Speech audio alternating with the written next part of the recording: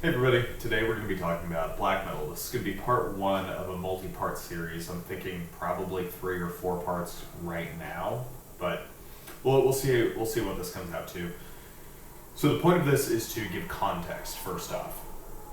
I'm actually not going to end up talking about a whole lot of black metal in this video. It's just this will help explain things later on. So to start out with me finding music, when I was a little kid, my earliest memories of listening to music were either my parents playing music on their stereo, and my dad it's hilarious. My dad is like an audiophile without being an audiophile. He would like never talk to people. He'd never be on an audiophile forum. But I've never remembered. I thought it was normal that when your dad buys a car, he rips out the speakers and puts in new speakers and a new stereo and stuff. So my dad was always this audiophile. I grew up around that, and then so my parents played a lot of music, but it was like Fleetwood Mac, Dave Brubeck, a lot of smooth jazz, which is kind of funny. My dad listened to. He had some like Rob Zombie, Nine Inch Nails. He always liked kind of harder stuff. He was like he was a punk in the '80s, I guess, or he saw a lot of punk bands in the '80s, whatever. So my dad had a penchant for harder music, but he always liked higher production quality, which is why like Nine Inch Nails really resonated with him. Let's see, what else was there? There was like Weezer, so I always like that song Hash Pipe. It's like a little bit harder.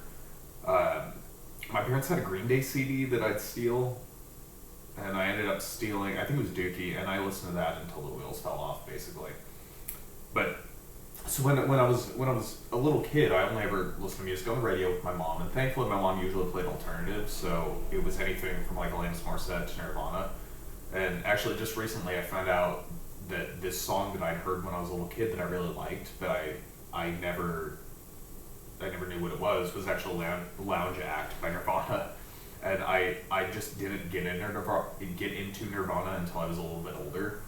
And by a little bit older, I mean like a couple of years ago. So I just didn't know. But anyway, so I'd spent a lot of time listening to just alternative rock stuff on the radio, and then my parents' music. Now, in elementary school, one of my best friends, who right now I'm not going to say names because I don't know how much I'm going to end up talking about on here, but suffice to say, one of my best friends, he had this older brother who was like really cool. He was like mysterious and like angry and just so cool. So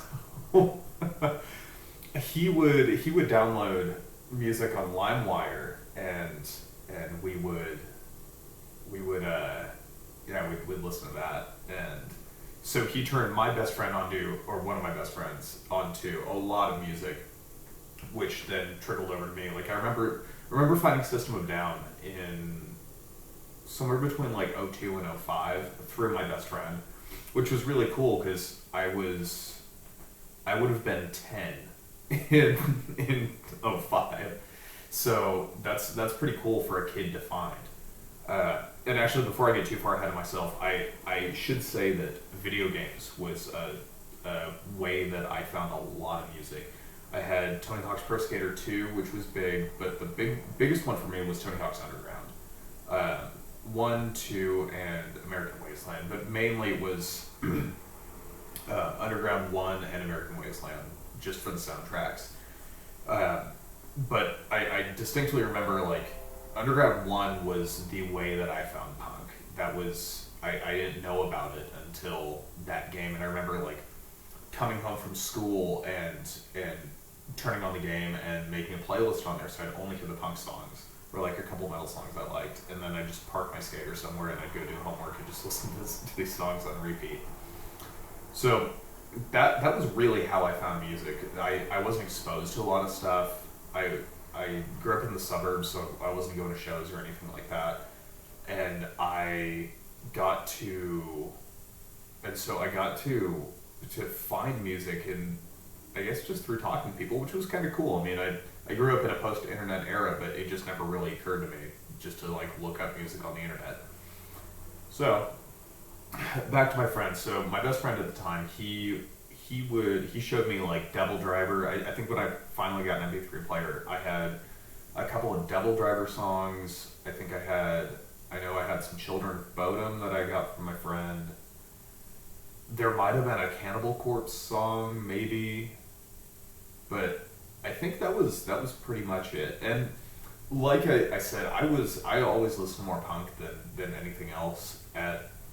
I was a very internally angry kid, and so punk really resonated with me because without that, I felt like I was like the nexus for this energy. Like I was the only one who was that mad in the whole world. And so I listened to a lot more punk than I did metal. And I remember getting onto black metal. So I remember I must have been like 12 or 13, I think. So this would have been in like, I don't know why this doesn't sound right to me, but like 08, 09. So before I was in high school, when I was in middle school. And I remember being up late one night, and my buddy, he sent me a message on, I think it was MySpace. I think we were still using MySpace. He said like, hey man, check this out. And it was a Burzum album. It was Philosophem. I think it was Jesu Dode or Jesus Toad, whichever version you're talking about. And I remember listening to it. At the time, I had my computer in my room, and I had a computer at this point, clearly. And I always had the blinds down. My room was like pitch black, always very dark and angsty. And I don't even think I had a desk light on or anything like that. And I remember I remember turning it on and being freaked out. I had no idea what to make of this. Because I'd only ever listened to like Children of Bodom. The heaviest thing I'd probably ever heard was like a Cannibal Corpse song, maybe. I think it was Stripped, Raped, and Strangled by Cannibal Corpse. And so I listened to it for like 2 minutes, maybe, and just like turned it off. I was like, nope, absolutely not. Not about this. So, and I don't remember what I messaged him back, but it must have been something like, yeah, I don't know about this one, man. Which is ironic because Burzum was my favorite band for so long. And I have to remember that things are different now, which is, I guess, kind of the whole point of this channel, that I just talk about how things used to be or whatever. And I frequently forget that, like, Burzum is kind of on the no-no list, and, like, I get it. Like, Varg has his political views, for sure. Those are, like, definitely what drove a lot of the music outside of the early stuff, which is just kind of Lord of the Rings, general black metal, whatever. But I realize now that when folks talk about how they like Burzum, sometimes there can be the response of, oh, so you're like a neo-Nazi or whatever. And I don't plan on talking about politics on this channel, but suffice to say, that's not really my jive. I think anything too far in one direction is usually kind of a bad thing. And so when I say that I like Burzum, what I mean by that is I like the music, and there are certain parts of it that I can find value in, but I listen to the music to listen to the music. Not because I think that Varg is such a cool person and that I'm like a #1 Patreon supporter of whatever his thing is or whatever, because none of that is true. Like, I just listen to the music. I don't like the band, I just wear the shirt. So, anyway, so Burzum ended up being a band that I really liked, but for the time being, I was like not about it. I think at the time I like listened to ska or something. I was listening to Sublime and just like random punk bands. So I wasn't ready for it at the time. But fast forward a couple of years to my senior year of high school. By then I had progressed from like punk to like hardcore punk to like crossover and thrash, like DRI kind of stuff. I hung out with a bunch of metalheads, so I got exposed to a lot of thrash metal, a lot of death metal, namely like Toxic Holocaust, Municipal Waste, obviously like the big four, you know, Metallica, Megadeth, all that stuff, you know, throw in like Testament, Forbidden, and whatever. Um, so I had listened to a lot of that, and I found myself kind of bouncing between like crossover and thrash and death metal, and then like the hardest hardcore punk I can possibly find, which at the time for me, I think it was a lot of the exploited stuff. And again, keep in mind, this is before like Spotify, this is before a lot of the stuff was even on iTunes. So, like, if you found something, it might be on YouTube, maybe, but the algorithm wasn't like it was either. So,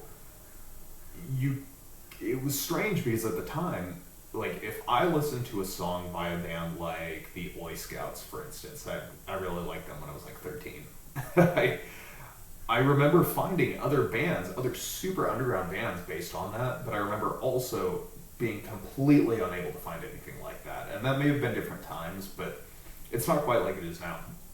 So the point is, it was really hard to find, well, it wasn't really hard comparatively, but for me it was hard to find a lot of new music, and you really only found it by like patches on people's vests, by just like being in the car with someone, hearing music, being at parties, you know, someone's got an older brother, someone knows someone in another city, you know, whatever. Kind of like how it was in the tape trading days. It's just instead of getting a tape, you just go on LimeWire and get it, or you just somehow someone would have a CD or something like that. So I I was looking for something with like the intensity and the production value of a lot of metal, but with the aggression and like kind of seriousness of punk. I remember hearing like Dragon Force and being like, this would be so cool if I was like 11, which I think is when I bought a Dragon Force CD, and I thought it was really cool. And nothing against those guys. I mean, they make good music. I could never make any music like that. But at the time I wanted something a little bit more serious, and I was finding that as I was getting older, I was going from being an angry kid who just wanted to explode in every direction and just hit stuff, to being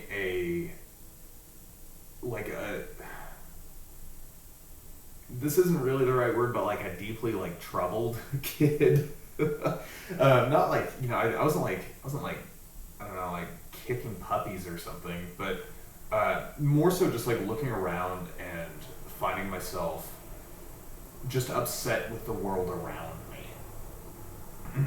I was finding that like it was more than just I'm mad, and it's more like the way things are contributing to this increasing just sense of disdain or whatever. So one thing led to another, and this is kind of a chicken and egg situation, because I don't remember if I started listening to Burzum again, like, because I just looked it up. I don't remember if I started listening to Burzum because I was studying this, or if I started studying this because I was listening to Burzum. But what this thing is was I grew up Catholic, or I grew up going to Catholic church. My mom's Catholic, my dad's not religious. Ended up coming to the conclusion that it wasn't for me. Maybe I'll make a video about that later, but it wasn't for me. I stopped going to church. It was probably when I was like 11, maybe. Wasn't religious or anything like that until yeah, that's for another video. But I wasn't religious, and it was like that throughout high school. When I was in high school, I partied a lot. I got to experience a whole lot of different things and see all sides of the world that many people end up just not really interacting with. Namely people who play sports, do well in school, go to college, that kind of thing. So I found myself, I think when I first started to get into philosophy, I think that was my senior year, and I remember the question came up with like religion, and looking into that stuff, and I don't remember how I got on the topic, but I remember like looking at Christianity and realizing this doesn't make sense to me, and wondering like why is this so pervasive? Why is it that I live in a Christian society? Why is it that the vast majority of Europe is some form of Christian? Why is it that so much of the Abrahamic religions are so pervasive throughout so much of the world? And I remember just wanting to look at alternatives. Now, my dad had studied Buddhism for a long time. I don't know if he'd call himself Buddhist or not, but he always had books and was meditating and stuff. And I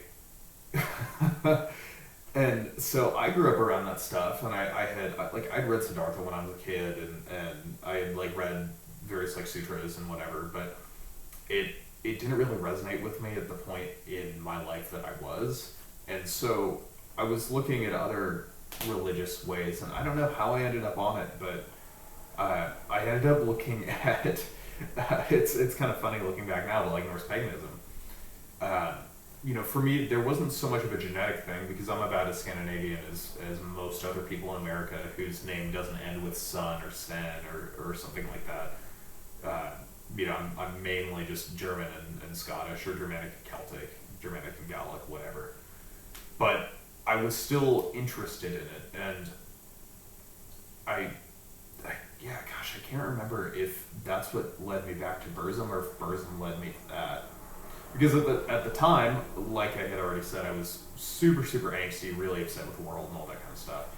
And so Burzum made a lot of sense because it is so like depressive but also just spiteful, and that's really exactly what I was feeling at the time.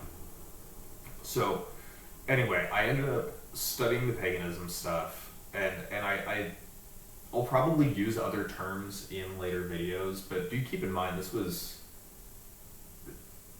10-ish years ago, so there's been a lot of development through that, and at this stage in my life, or this stage in my studies or whatever, it was very much that like intro level, like, like magical runes, and let's like, let's like cast lots, and like I'm gonna wear a Mjolnir and hail Thor or like whatever, stuff that it's like when someone first gets into anything, you don't really know what you're doing, you don't know what you're talking about. So anyway, paganism and black metal kind of went together. They were happening at the same time for me, and from there I ended up, I think I remember doing research, and I think I was doing research on runes, and I was looking up Othala, or Odal, or however you want to pronounce that, and I found the song Odal by Agalloch, and I ended up listening to that, and if you've never heard that song, it's really comfy. Great song. Great album, great band. in some cases, anyway. But so I listened to Agalloch, or I listened to that song, and then I somehow found their first EP, which I don't remember what that's called. I think it's Of Which This Oak. It's got the cover is I think it's called like helping the Hangman to Die by Gustavo Dore, which is like, it's basically there's a guy who's hanged, and then a guy's hanging on the gallows, and he's like pushing down on the guy. It's like a 4-song EP. It's not very good looking back, but at the time it had a certain kind of rawness and emotion that I really connected with, and I was amazed to hear this kind of bridging between the metal that I had listened to and the punk that I had listened to. So there's actual songwriting on the metal half, but then there's the emotion on the punk half, and those were put together. It was like, whoa. And on top of that, I was mad at the world, and this is what I was feeling. So for a long, long time, I listened to Burzum and Agalloch, and those two complemented each other really well, because when I was in these really angry moods or really depressed moods, Burzum. Boom. When I would go out into the woods, Agalloch really fit that. So those two, I don't really listen to a whole lot of music besides those. Eventually, I remember listening to other black metal bands and not being super impressed. Like Dark Throne, I get it. I understand why Dark Throne's important, but not really my thing. Thorns, same reason. I listened to that EP where like half the songs are just guitar riffs. It's comfy, it's cool, but not really my thing. Let's see, who else? Satyricon, I listen to Satyricon. Like Dark Medieval Times, I listened to a fair amount, but even that wasn't really my thing. And so ironically, out of all of these second wave or Scandinavian black metal bands, like I didn't listen to like Behemoth until way later. I didn't listen to Emperor until real later. God, I just had like four more in my head and I don't remember them. Anyway, I didn't listen to like the really good ones until later. Oh, obviously Mayhem. Yeah, listen to Mayhem a lot. But again, it was mainly Aglock and Burzum for me at that time. And that was cool. That was like really all I needed. And then a little bit later on, and I'm thinking this is probably a good place to stop, but to cue myself for the next video, I ended up watching that Vice documentary on depressive suicidal black metal, where I found mainly Leviathan, Disaster, and Streetward. And then there were some other bands that came from that, but I think that would be a really good place to start part two, when I feel like this really starts getting interesting. When it went from me being just like a random like kind of punky metal kid just person to like really getting deep into the black metal stuff. And one thing that did come to mind, and this is ironic, and I'll probably make a video on this later too, but with crust punk, D-beat, black and crust, those are some of my favorite genres of music nowadays. Like Habak, Full of Ephrafa, Tragedy, His Hero Is Gone. Oh my gosh, I can see that album cover in my head right now. Anyway, those kinds of bands. They're some of my favorite nowadays, and it's really ironic that I didn't get into them earlier. And because earlier I had described, wanting something that was a little bit more metally, but with that same kind of energy, and that's what those are. And it's ironic that I didn't get into them earlier because the crust punks that I knew, I never got along with. There were a couple here and there who were pretty cool, but by and large, the people that I hung out with and the crust punks just never got along. So I just never really listened to their music, which is a bummer because I really like a lot of that now, and frankly, I probably could have found common ground with them back then, but I didn't. So anyway, in part two, I'm going to talk about when I really started to get into black metal, and I feel like that's going to have some interesting stuff. So again, thanks for watching. This was like twice as long as I wanted it to be, but I think it's important to get all of this information. So if you've made it this far, thank you, and I hope you have a good rest of your day.